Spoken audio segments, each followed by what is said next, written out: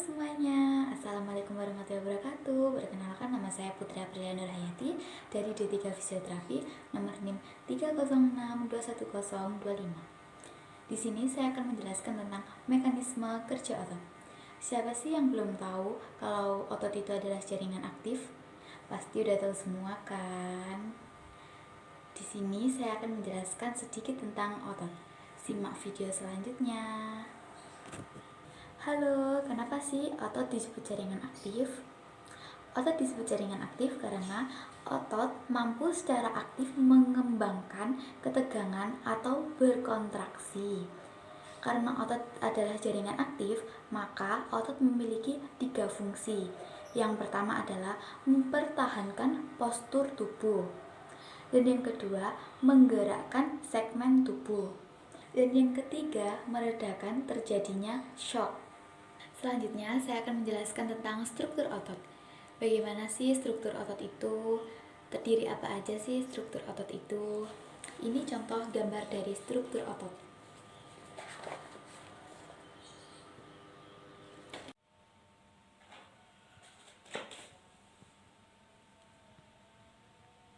Struktur otot terdiri dari 1. Berkas serabut otot. Yang kedua, ada serabut otot tunggal atau sel otot.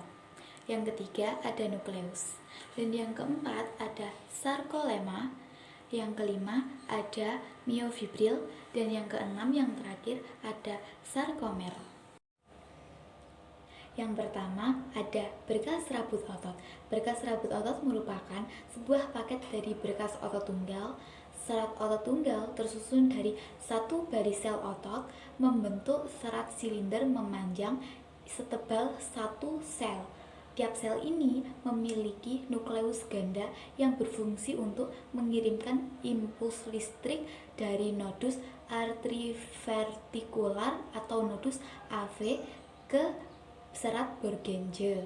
Di berkas serabut otot, kalau dibelah di dalamnya ada sel otot. Sel otot ini berbentuk seperti benang panjang yang berukuran kecil. Serabut otot juga disebut jaringan otot lembut. Beberapa serabut otot tunggal akan bergabung menjadi satu berkas. Gabungan serabut ini disebut fasikulus. Dan fasikulus dibungkus oleh jaringan ikatan perimisium. Dan seluruh vesikulus ini dibungkus lagi dengan epimesium. Selanjutnya ada nukleus. Nukleus adalah organel yang berfungsi pada pusat pemrosesan informasi dan administrasi. Nukleus sering disebut juga dengan inti sel. Inti sel memiliki 2 fungsi utama, yaitu yang pertama, inti sel mengendalikan seluruh kegiatan dalam sel. Dan yang kedua, inti sel menyimpan materi hidriter sel. Dan yang selanjutnya ada sarkomela. Sarkomela adalah kulit luar yang tipis dan berbentuk seperti pembuluh. Sarkomela terdiri dari membran sel, sebuah lapisan yang terdiri dari bahan polisakarida yang mengandung sejumlah serat kolagen tipis. Fungsi sarkomela sebagai penghalang antara kompartemen ekstraseluler dan infraseluler. Dan yang selanjutnya adalah ada miofibril.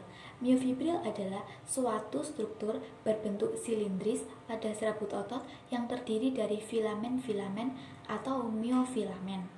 Ada 3 jenis filamen pada otot. Yang pertama, aktin. Aktin adalah filamen tipis. Dan yang kedua ada miosin. Miosin adalah filamen tebal. Dan yang ketiga ada titin. Titin adalah filamen elastis. Pada setiap ujung serat otot, miofibril berkaitan dengan permukaan dalam sarkolema. Bila miofibril memendek, maka otot memendek dan terjadi kontraksi. Dan selanjutnya ada sarkomer. Sarkomer adalah satuan fungsional dari otot lurik atau unit paling panjang dasar yang membentuk otot rangka kita. Nah, tadi kan saya sudah menjelaskan apa itu struktur otot dan terdiri dari apa saja struktur otot dan fungsi dari struktur otot. Selanjutnya, saya akan menjelaskan tentang mekanisme kerja otot. Yang pertama ada impuls saraf tiba ke neuromuskular Janssen menyebabkan pembebasan neurotransmitter yang bernama acetylcholine. Acetylcholine ini memicu pembebasan ion Ca2+. Dari retikulum serta plasma, selanjutnya ion Ca2+ menempel pada struktur troponim menyebabkan struktur pada struktur troponim. Dan struktur topomisid berubah untuk mekanisme otot terdiri dari kepala miosit mengalami hidrolisis ATP, yaitu pembekakan ATP menjadi ADP plus P. ADP adalah adenosid difosfat. Fosfat bebas akan mengaktifkan miosin aktif karena struktur menjadi aktif. Hal ini karena siklus sudah terbuka. Tahap 3, setelah aktin dan miosin berikatan, maka membentuk aktum miosin. Pasangan ini akan bergerak mendekati zona M bagian kontraksi atau pemendekan. Tahap 4, apabila miosin bergerak mundur atau lepas dari siklus perkaitan aktif, maka terjadilah relaksasi atau pemanjangan otot. Sekian penjelasan dari saya. Apabila ada kekurangan dan kesalahan perkataan saya dari penjelasan materi tersebut, mohon dimaafkan. Wassalamualaikum warahmatullahi wabarakatuh.